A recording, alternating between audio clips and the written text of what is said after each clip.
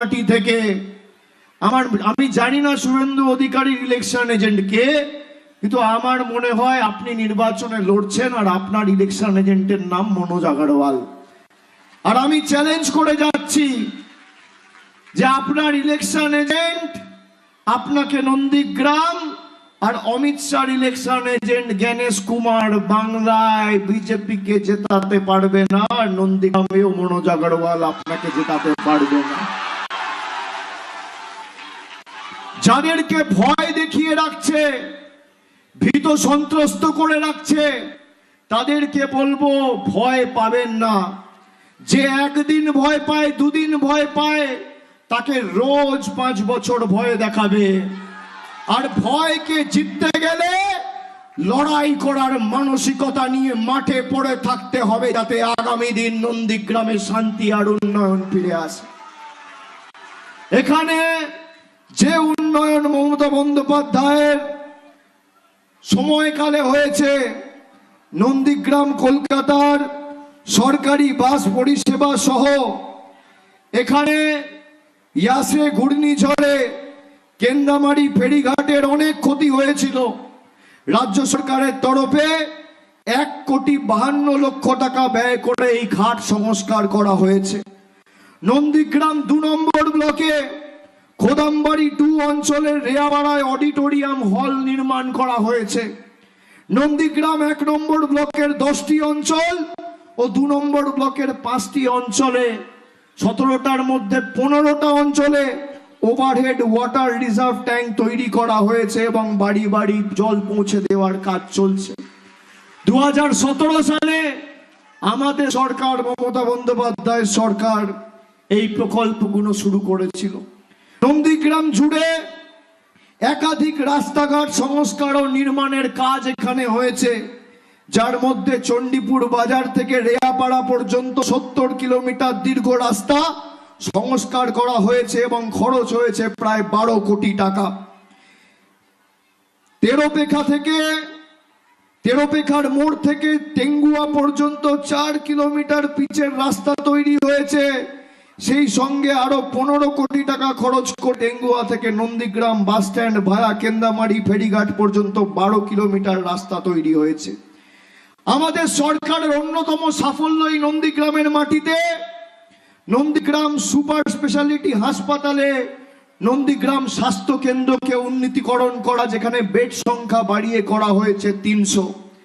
আমি আপনাদের চ্যালেঞ্জ করছি, এখানকার বিধায়ক বলেন তিনি ছিলেন বলে এই কাজগুলো হয়েছে।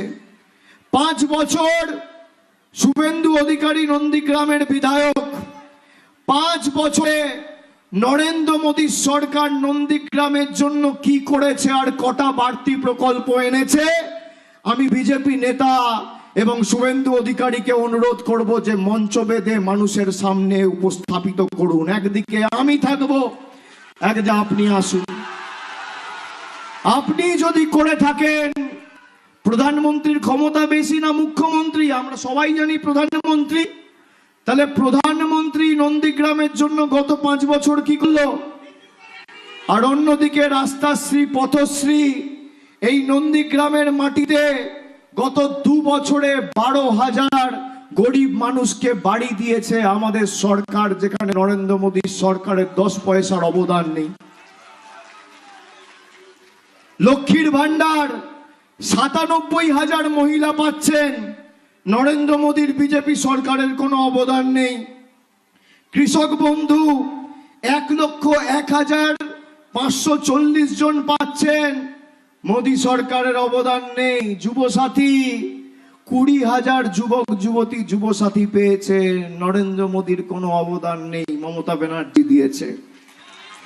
আর পথশ্রী 2, পথশ্রী 3-এ গ্রামীণ রাস্তার ক্ষেত্রে প্রায় 50 কোটি টাকা খরচ করে গ্রামীণ রাস্তা তৈরি করে দিয়েছে মমতা বন্দ্যোপাধ্যায়ের সরকার।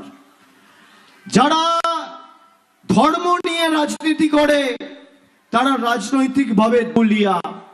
আমরা রাজনীতি করি শিক্ষা, স্বাস্থ্য, কর্মসংস্থান, অন্ন, বস্ত্র, বাসস্থানকে পাথেয় এবং পথ চলার প্রেরণা করে। আমার চ্যালেঞ্জ, যদি দেখাতে পারে 5 বছরে আমি সমাজ মাধ্যমে দেখি যে মানুষ বলছে আমাদের এখানে রাস্তা ঠিক নেই, উনি বলছেন ধর্মের রক্ষা করো। ধর্মের রক্ষা করো মানে কি? মানুষ নিজের ধর্ম পালন করতে পারে না? যারা ধর্মের নামে আপনাদের বিভ্রান্ত করছে তাদের থেকে বড় ধাপ্পা বাজার বেঈমান এই বাংলায় কেউ নেই। যে মাটি বশ্যতা বিরোধী মাটি ইংরেজদের কাছে মাথা নত করেনি, আমি দুদিন আগে দেখছি পায়ে হাত দিয়ে যোগী আদিত্যনাথকে প্রণাম করছে। আপনি ভাবুন, নিজের বিধানসভার সিট বাঁচানোর জন্য যোগী আদিত্যনাথের পায়ে হাত দিয়ে প্রণাম করা হচ্ছে। এই বিজেপি যারা ধর্মের নামে রাজনীতি করে, বিজেপির নেতারা ঈশ্বরচন্দ্র বিদ্যাসাগর স্বামী বিবেকানন্দর মূর্তি ভাঙে আর অন্যদিকে যোগী আদিত্যনাথের পায়ে হাত দিয়ে প্রণাম করে। এই হচ্ছে বিজেপির দ্বিচারিতা।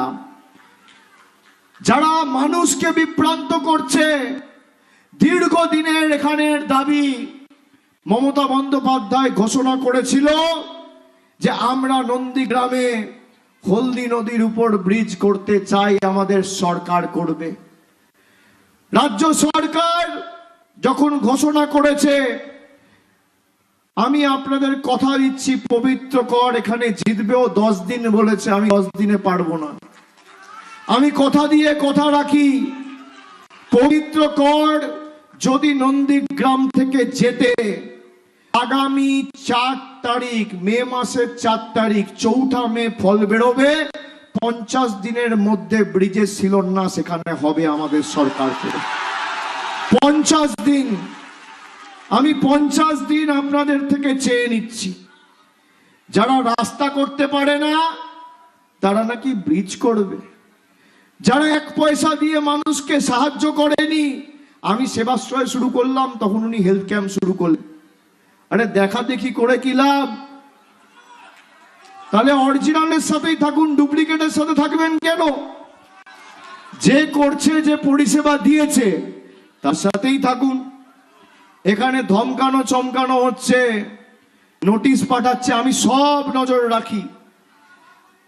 কেউ, আমি অনুরোধ করে গেলাম, ভয় পাবে না। এলাকায় প্রতিবাদ প্রতিরোধ করতে হবে, এলাকা শান্তি শৃঙ্খলা মা বোনেদের রক্ষা করতে হবে। জ্ঞানেশ কুমারের ক্ষমতা নেই যে আপনাদের ভোটাধিকার থেকে আপনাদের বঞ্চিত করবে। যদি মা বোনেরা প্রতিরোধের রাস্তা বেছে নেন, এই নন্দীগ্রামের মাটিতে মানুষ আগামী দিনে মাথা উঁচু করে ভোট দেবে এবং 25,000-এর বেশি ব্যবধানে তৃণমূল প্রার্থী জিতবে।